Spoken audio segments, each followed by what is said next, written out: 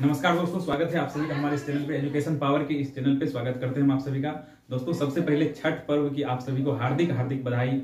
और दोस्तों, साथ साथ हम लोगों का एग्जामिनेशन भी बहुत नजदीक हो चुका है, तो हम लोग का ये जो है वीडियो सेशन लगातार चल रहा है। और इससे पहले मैंने एक वीडियो डाला है जिसमें हिस्टोरिकल संबंध में हमने बातें की थी, और आज की इस वीडियो में हम लोग बात करेंगे हिस्टोरिकल के अलावे दूसरे संदर्भ में हम बात करेंगे। और आज का वीडियो जो हम बात करेंगे जिसके संदर्भ में बाल्यावस्था में 18वीं और 19वीं सदी के संदर्भ में हम बात करेंगे, क्योंकि पहले वाले वीडियो में हमने प्रारंभ किया था और एक वीडियो मुझे और लगेंगे जिसमें हम 20वीं शताब्दी से आधुनिक काल में जो है बाल्यावस्था की क्या परिप्रेक्ष्य में उसके संदर्भ में हम विवेचन करेंगे। तो सबसे पहले हम लोग आज की इस वीडियो में ये हमारा दूसरा लेक्चर है, और इसमें हम लोग देखेंगे बाल्यावस्था के संदर्भ में जो ऐतिहासिक परिप्रेक्ष्य को हम लोग देख रहे थे, उसमें हम लोग देखेंगे 18वीं और 19वीं सदी के अंतर्गत जो है बाल्यावस्था की क्या अवधारणाएं थी, बाल्यावस्था के संदर्भ में कौन कौन सी बातें प्रचलित थी, कौन कौन सी लोगों में अवधारणाएं विकसित हो चुकी थी, सिद्धांत क्या क्या थे। तो इन सभी चीजों को हम लोग देखने का प्रयास करेंगे, जो कि ऐतिहासिक परिप्रेक्ष्य में जो हम लोग बातें कर रहे थे उसमें ही हम लोग 18वीं और 19वीं सदी के 18वीं और 19वीं सदी तक हम लोग पहुंच चुके थे, क्योंकि वहां पे हमने 17वीं सदी की बात की थी, जो फ्रांस में एक साथ जो है 20 से 50% तक जो है 1 वर्ष तक की आयु तक के जो बच्चे थे उसकी मृत्यु हो चुकी थी। तो 17वीं शताब्दी तक की बात हम लोगों ने पिछले वीडियो में कर ली थी, और आज की वीडियो में हम बात करेंगे 18वीं और 19वीं सदी में बाल्यावस्था की क्या अवधारणाएं, क्या परिप्रेक्ष्य रही थी। चलिए हम लोग देखते हैं। सबसे पहले मैंने यहाँ पे VVI पॉइंट के तौर पे मैंने यहाँ पे लिख दिया है, ताकि आप सभी को कोई दिक्कत ना हो नोट्स बनाने में या फिर वीडियो में। पहले जो बहुत सारी परेशानियां आती थी, लोगों के कमेंट्स बहुत सारे आ रहे थे कि आपके जो है वीडियो में लिखे हुए नहीं दिख रहे हैं, लेकिन मैंने उन सभी प्रॉब्लम को दूर कर दिया है, और सब जितने भी चीज मैंने लिखा है बहुत अच्छे तरीके से आप सभी को दिखेगा, और जो है आपको नोट्स बनाने में काफी आसान होगा, क्योंकि मैंने सारी चीजों को एक एक करके लिख दिया है मुख्य बिंदु के तौर पर। चलिए यहाँ पे हम लोग देखने का प्रयास करते हैं। तो 18वीं सदी से बाल्यावस्था के प्रति दृष्टिकोण में परिवर्तन आने लगा था। ठीक है दोस्तों, क्या आने लगा था? परिवर्तन आने लगा था। कब? 18वीं सदी से 18वीं सदी के प्रारंभ से ही देखें तो उसमें जो है परिवर्तन आने लगी थी। किस प्रकार के परिवर्तन आने लगे थे? तो हम लोग यहाँ पे देखते हैं बाल्यावस्था यानी कि लोग जो है वहां पर मानने लगे थे। क्या मानने लगे थे? लोग मानने लगे थे कि बच्चे नादान होते हैं। क्या होते हैं? नादान होते हैं। और बच्चे जो गलतियां करते हैं वे जानबूझकर नहीं करते, बल्कि ऐसी गलतियां उनसे हो जाती है। ये क्या है? ये नादान होते हैं बच्चे। इस प्रकार की अवधारणा उस समय प्रचलित थी। ठीक है, तो इस प्रकार जो है 18वीं सदी में देखें तो बाल्यावस्था के प्रति दृष्टिकोणों में काफी परिवर्तन होता जा रहा था। ठीक है, इसके बाद यहाँ पे देखें हम दूसरे पॉइंट के तौर पे जो मैंने दिया है, यहाँ पे मैंने लिखा कि माता पिता बच्चों के पालन पोषण। जी हाँ, माता पिता क्या है? बच्चों के पालन पोषण तथा उसकी सामाजिक गतिविधियों पर ध्यान देने लगे थे। किस पे क्या ध्यान देने लगे थे? सामाजिक गतिविधियों पर ध्यान देने लगे थे। क्योंकि इससे पहले वाले वीडियो सेशन में मैंने बात किया था जो मध्यकाल के संदर्भ में, और उसके संदर्भ में हमने देखा था कि बच्चे जो है बच्चों पर ज्यादातर ध्यान नहीं दी जाती थी।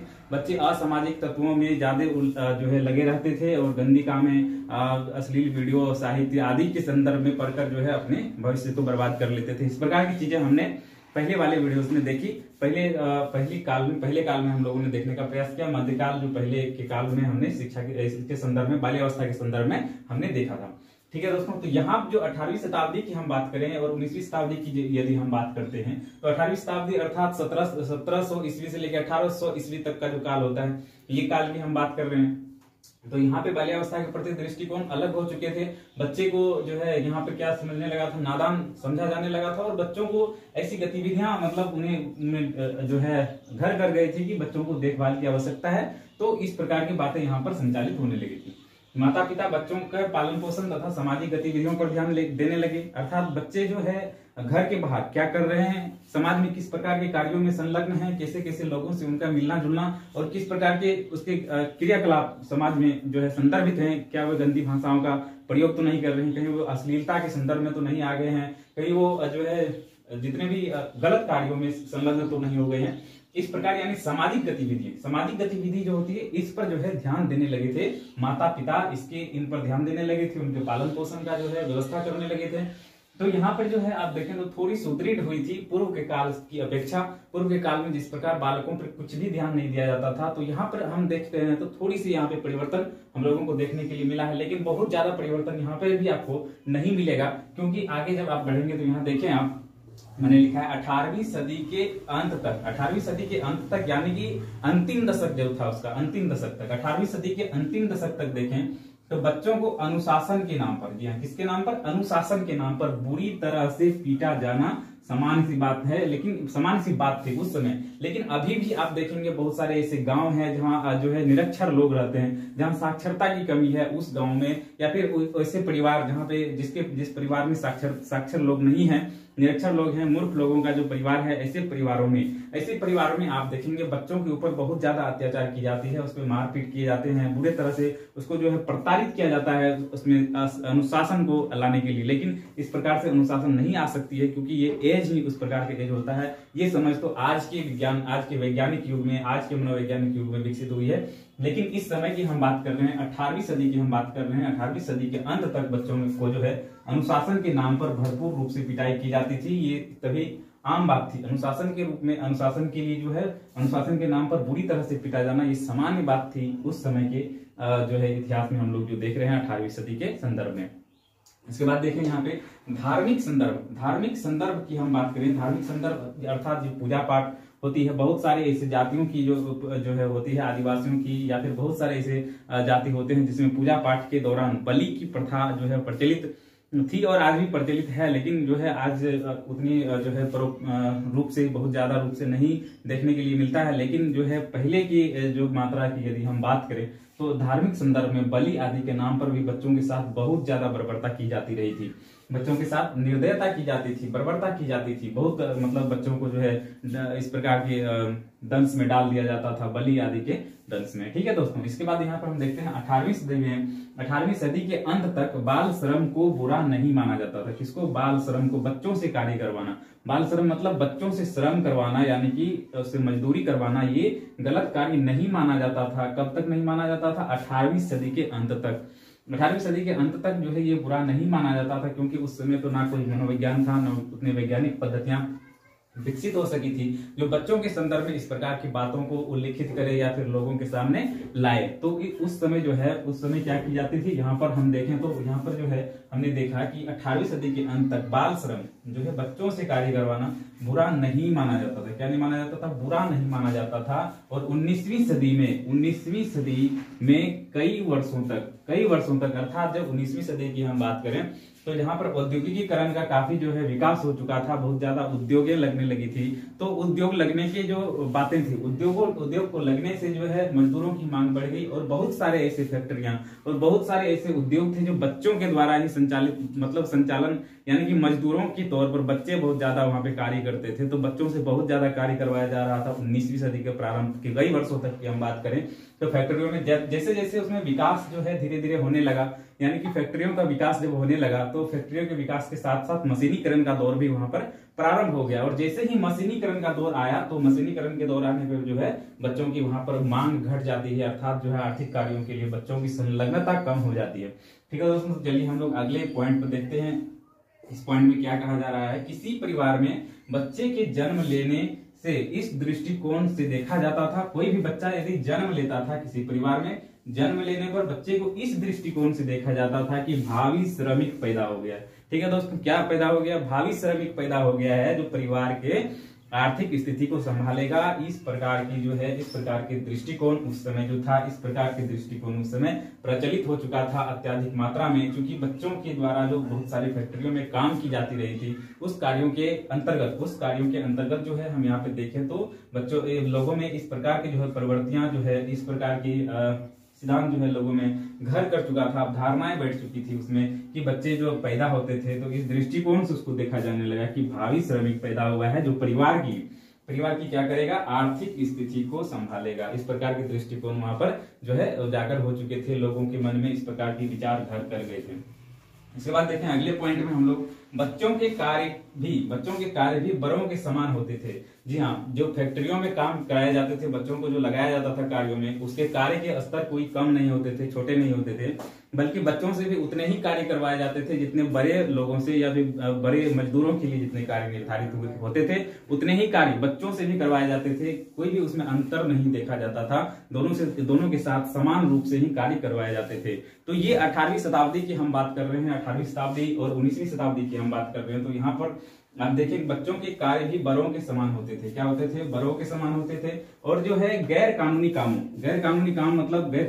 मतलब भीख मंगवाना। ऐसे बहुत सारे संस्था होते थे जो बच्चों को पकड़कर भीख मंगवाने का कार्य करते थे। बहुत सारे ऐसी बर्बरता उसके साथ की जाती थी, हाथ पैर तोड़ दिए जाते थे, लंगड़ा लुल्हा बना दिया जाता था ताकि वो भीख मांग सके। और ये कोई बच्चे अपने मन से नहीं करते थे, बल्कि ऐसी बहुत सारी संस्थाएं हुआ करती थी जो बच्चों से गैर कानूनी काम करवाने का कार्य करते थे। और बच्चों के साथ बहुत बर्बरता की जाती थी और बच्चों से जो है काफी मात्रा में जो है ये इन सभी कार्यों में संलग्नता की जाती थी। चोरी करवाना या फिर जो जितने भी ये आप कार्य देख रहे हैं गैर कानूनी कार्य, इन सभी कार्यों को करवाते थे, जैसे भीख मांगना, चोरी करवाना आदि कार्यों में बच्चों के साथ काफी बर्बरता वहां पर देखी जाती थी। क्योंकि उस समय ना तो विज्ञान का उतना ही उदय हो चुका था और ना ही जो है मनोविज्ञान का जो है इसके संदर्भ में कोई विश्लेषण नहीं था। तो हम लोग देखेंगे 1879 के बाद जब मनोविज्ञान की जो प्रयोगशाला की स्थापना होती है और मनोविज्ञान जब अलग विषय के रूप में पढ़ा जाने लगा और रूसों का जब मनोविज्ञान में उदय हुआ तो उन्होंने कहा कि हमें बच्चों को समझना चाहिए और विकासात्मक मनोविज्ञान का प्रारंभ जो है वहां से प्रारंभ हो गया। और विकास बाल्यावस्था के संदर्भ में जब अध्ययन होने लगी तो बहुत सारे मनोवैज्ञानिक तथ्य निकलकर सामने आया, जिससे आज हम लोग अपने समाज में देख सकते हैं कि बाल्यावस्था के संदर्भ में किस प्रकार की बातें प्रचलित है। आगे देखें यहाँ पे तो 19वीं सदी की हम बात करें तो 19वीं सदी के मध्य से पहले अर्थात 1850 ईस्वी की यहाँ पर बात की जाती है। 1850 ईस्वी से पहले की बात यहाँ पे की जाती है। तो यहाँ पे आप देखेंगे बाल संरक्षण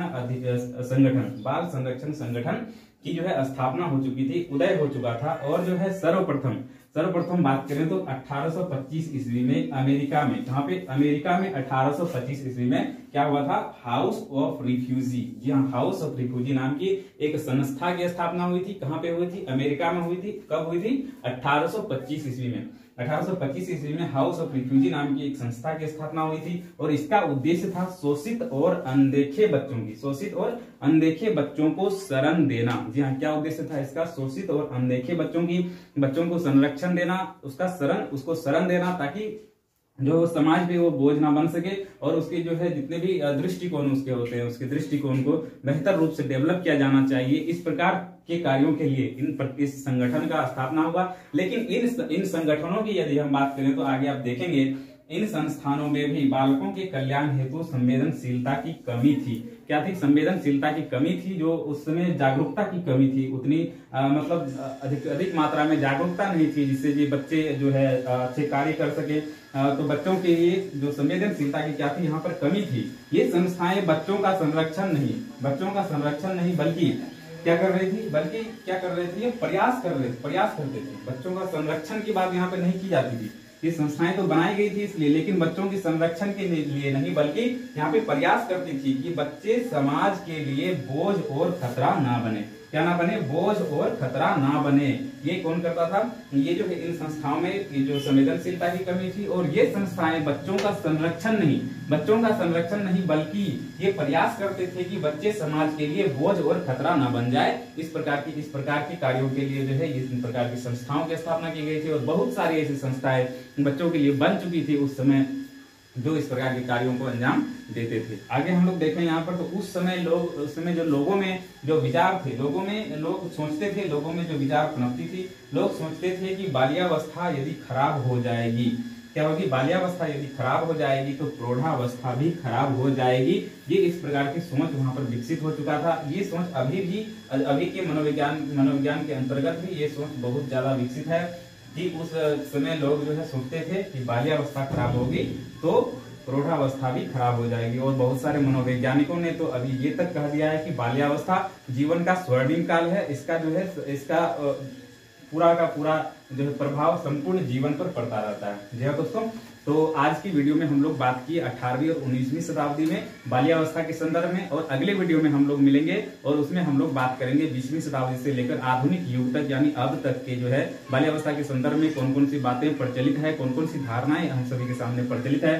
तो हमारे इस वीडियो सेशन को लाइक कीजिए, शेयर कीजिए और सब्सक्राइब कीजिए। उन लोगों तक ये वीडियो जरूर पहुंचाइए जो बीएड फर्स्ट ईयर यानी कि बिहार बीएड में इस बार जो है अपीयर हैं और जिनका एग्जामिनेशन आने वाला है बीएड फर्स्ट ईयर से। मैं सिलेबस अकॉर्डिंग टू सिलेबस मैं बात कर रहा हूँ, अकॉर्डिंग टू सिलेबस ये वीडियोस है, तो सारे के सारे मैं सिलेबस के अकॉर्डिंग ही वीडियो लाने का प्रयास कर रहा हूँ। एक दिन में 3 से 4 वीडियोस लगभग आने की जो है संभावनाएं हैं, तो हमारे चैनल को लाइक और सब्सक्राइब जरूर कर लीजिए। मिलते हैं अगले वीडियो में आप सभी से। जय हिंद, जय भारत।